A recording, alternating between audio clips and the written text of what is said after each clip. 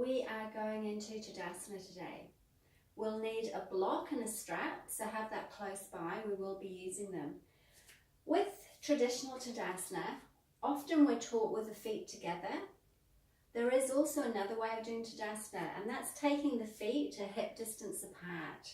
And for this example today, we will be using the hip distance apart. So taking the feet now a hip distance apart, pressing really firmly into the feet. Get the stability in the feet. Press into the ball of the foot. Now, for those of you that are not sure where the ball of the foot is, it's this area here. This is the ball of the foot. So press into the ball of the foot. And to really action the ball of the foot, you can lift the toes. As you lift the toes, that really gives you the ability to press into the ball of the foot.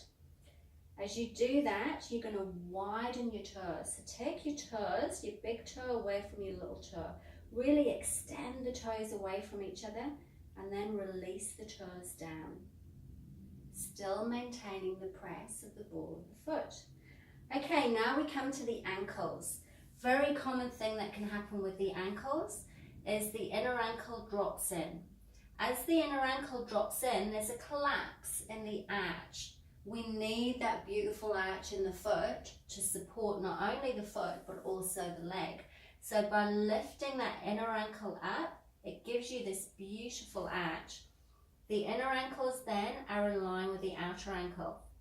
So there's stability in the ankle. For all of you that have issues with the ankles, this will give you stability in the ankle. We're now coming to the lower leg. Outer shins. The outer shins move in towards each other. Sometimes when we take the outer shins in, the knees roll in towards each other. We want to maintain the action of the outer shin.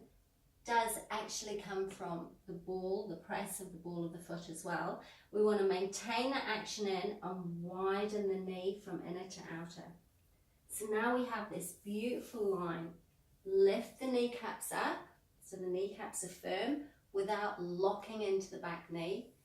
Firm the front thigh so you can lift the front thigh, contain the outer thighs into the midline. So now we have our Tadasana legs.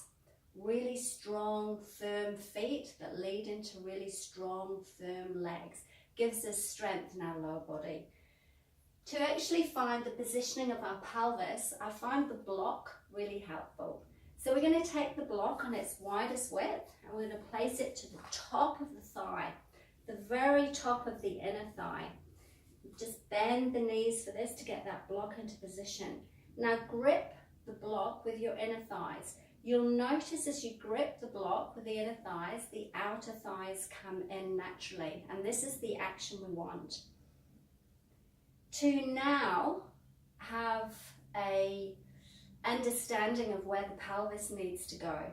Often what can happen with the pelvis is the pelvis isn't stacking directly over those thigh bones. So what can happen is we do this. Thighs move forward, lower back shortens, and you can even see the effect it has on my upper chest. You know, there's a real dropping of the upper body. So we want to find the correct positioning of our pelvis. So this is a normal stance for people. This stance here that you can see, and also this stance where the buttocks are actually moving out towards the back wall and there's a sway in the back, okay? All these front organs then move forward. So this is not good for the organs in this area. We need to have those organs coming back towards the spine. So now I have to find where my pelvis goes. And to find this, you'll notice that the block moves. When I go too far back, I go too far forward. The block moves to show me where my pelvis is. I need to find that midpoint. This is really intuitive, so you have to feel where the pelvis sits on top of the thigh bones, and don't be surprised if you don't get it right the first time. It may take a couple of times. Now to get really good alignment, a really lovely little addition is the belt, okay? So we take the belt around the largest, fattest part of the calf and we belt ourselves in. So there again, this outer shin is drawn in. Again, as you do this, be aware that the knees are not moving towards each other. Widen the knees. So just bring your attention now into your lower limbs. Press into the feet. The legs are actioned. We're going to extend the fingertips down, widen the collarbones. We're not really going to talk about this area of the body today. We're just talking about the lower limbs out to the pelvic region. Tadasana.